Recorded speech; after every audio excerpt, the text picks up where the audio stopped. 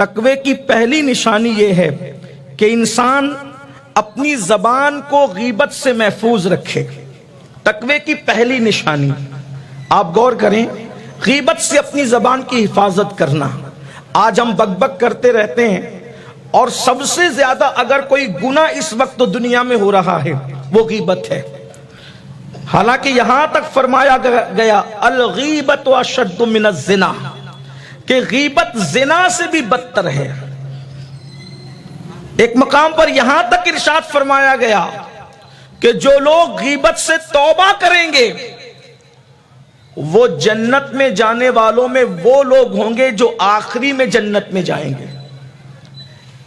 अल्लाह रब्बुल इज्जत ने यहां तक इरशाद फरमाया सूरतुल हुजरात के अंदर कि जो लोग गीबत करते हैं क्या वो इस बात को पसंद करते हैं कि वो अपने मरे हुए भाई का गोश्त खाए। आज तो हम गीबत को गुनाह समझते ही नहीं है। कितनी जबानें जो गीबत से महफूज है।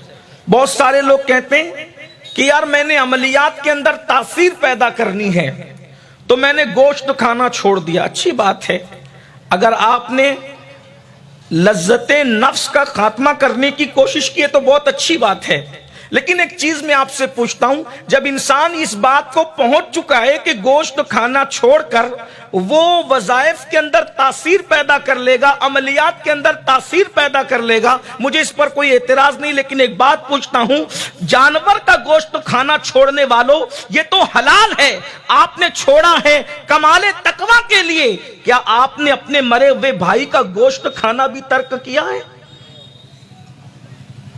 आप बताएं। आज हमारी महफिलों के अंदर पहले तो औरतें गीबत करती थी, अब मर्द भी गीबत के अंदर मुब्तला हो गए। आज हमारी दुआओं में तासीर क्यों नहीं? आज हमारी जबानों में तासीर क्यों नहीं? उसकी वजह एक ये भी है कि आज हमारी जबानें गीबत कर। अच्छा, कुछ लोग ये कहते हैं मैं तो सिर्फ बताने के लिए कह रहा हूं, मेरा मकसद गीबत करना नहीं है। आपसे पूछना चाहता हूं, ये गीबत नहीं तो और क्या है? उम्मुल मोमिनीन सैयदा आयशा सिद्दीका रदी अल्लाह ताला अन्हा ने एक उम्मुल मोमिनीन के लिए अल्लाह के रसूल अलैहि सलाम से अर्ज किया, या रसूल अल्लाह सल्लल्लाहु अलैहि वसल्लम, उनका कद कितना छोटा है। अल्लाह के हबीब सल्लल्लाहु अलैहि वसल्लम ने इरशाद फरमाया, आयशा तुमने वो सख्त तरीन जुमला कहा है कि अगर इस जुमले को समंदर में डाल दिया जाए तो उसका पानी कड़वा हो जाए। अर्ज की, या रसूल अल्लाह सल्लल्लाहु अलैहि वसल्लम, उसका कद छोटा है तो मैंने छोटा कहा। फरमाया, आयशा गीबत इसी को तो कहते हैं, इसलिए कि इंसान के अंदर जो बुराई न हो उसको बयान करना ये तो तोहमत हुई, गीबत नहीं है। गीबत तो वही है कि इंसान के पीठ पीछे वो बात कही जाए कि अगर हम उसके मुंह पर कहते, उसके सामने कहते तो उसको तकलीफ पहुंचती। यहां तक बुजुर्गों ने लिखा, फुकहा ने लिखा कि अगर ये कहा जाए कि उसकी आंख तो छोटी है, उसकी आस्तीन तो बड़ी है, उसका कुर्ता तो लंबा है, वो तो अपने आप को बहुत होशियार समझता है, इसका शुमार भी गीबत में है। और जो गीबत करता है क्या वो ये पसंद करता है कि अपने मरे हुए भाई का गोश्त खाए? अल्लाह के रसूल सल्लल्लाहु अलैहि वसल्लम इरशाद फरमाते हैं, मेराज की शब मैंने जहन्नम का मुशाहिदा किया तो मैंने देखा कि कुछ लोग हैं जिनके नाखून लोहे के हैं और वो अपने लोहे के नाखून से अपने सीने को जो है वो नोचते हैं। मैंने पूछा, जिब्रील ये कौन लोग हैं? अर्ज की, या रसूल अल्लाह सल्लल्लाहु अलैहि वसल्लम, ये वो लोग हैं जो एक दूसरे की गीबत किया करते थे। एक मर्तबा अल्लाह के रसूल सल्लल्लाहु अलैहि वसल्लम ने रोजा रखने का हुक्म दिया और इरशाद फरमाया, जब तक मैं ना कहूं उस वक्त तक कोई इफ्तार ना करे।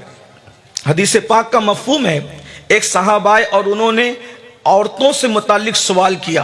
अल्लाह के हबीब सल्लल्लाहु अलैहि वसल्लम ने उन औरतों को तलब फरमाया और तलब करने के बाद अल्लाह के हबीब अलैहिस्सलाम ने उनको कह करने के लिए, उल्टी करने के लिए कहा।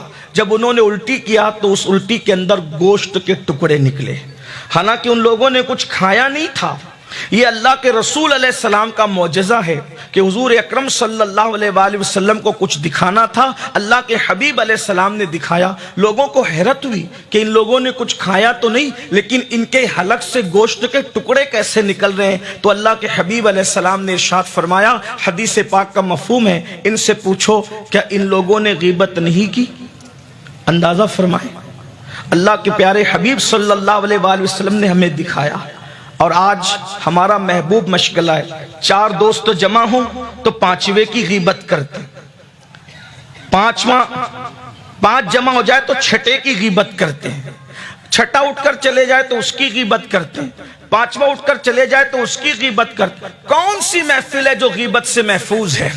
آج غیبت غیبت غیبت، بلکہ یوں کہوں شیطان نے ہمارے افکار کو اتنا اغوا کر لیا ہے کہ جو آوارہ قسم کے لوگ ہیں، جو گناہوں کے اندر مبتلا ہیں، جو برائیوں کے اندر مبتلا ہیں، ان کا حال یہ ہے کہ وہ زنا کر رہے ہیں، وہ برائیاں کر رہے ہیں، وہ فلمیں دیکھ رہے ہیں، اور ہم 5 وقت کے نمازی ہو کر ہر سال حج کو جانے والے، ہر سال عمرہ کو جانے والے، چہروں پر داڑیاں سجانے والے، ہمارا حال یہ ہو گیا کہ وہ جرائم کر کے مبتلا ہے پاپ کے اندر اور گناہوں کے اندر، اور ہم لوگ نیکیاں کر کے غیبت کر رہے ہیں۔ بلکہ یہاں تک فرمایا، غیبت کرنے والا جب کسی کی غیبت کرتا ہے تو وہ اپنی نیکیوں کو اس کے نامہ اعمال میں منتقل کرتا ہے، اور اس کے گناہوں کو وہ اپنے نامہ اعمال میں منتقل کرتا ہے۔ سیدنا امام حسن بصری رضی اللہ تبارک و تعالیٰ عنہ ارشاد فرماتے ہیں کہ اگر میں کسی کی غیبت کرتا، اگر کرتا تو اپنے ماں باپ کی غیبت کرتا۔ اس کی وجہ یہ ہے کہ جب کوئی غیبت کسی کی کرتا ہے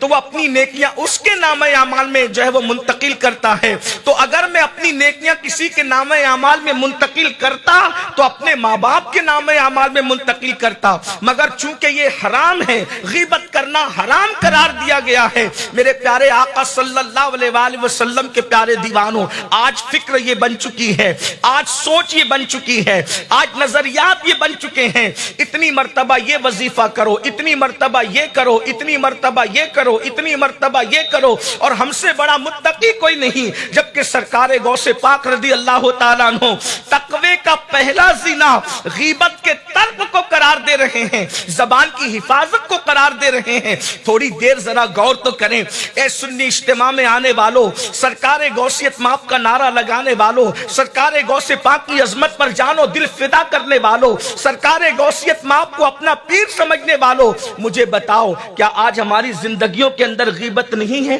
کیا آج ہماری زندگیوں کے اندر کسی کی برائی نہیں ہے؟ حد تو یہ ہے روزے میں بھی غیبت ہو رہی ہے۔ میں نے تو لوگوں کو حالت احرام میں منا، مزدلفہ اور عرفات میں بھی غیبت کرتے ہوئے دیکھا ہے۔ میرے پیارے آقا صلی اللہ علیہ وآلہ وسلم کے پیارے دیوانوں، تو تقوی کا پہلا زینہ غیبت سے بچنا، اپنی زبان کی حفاظت کرنا۔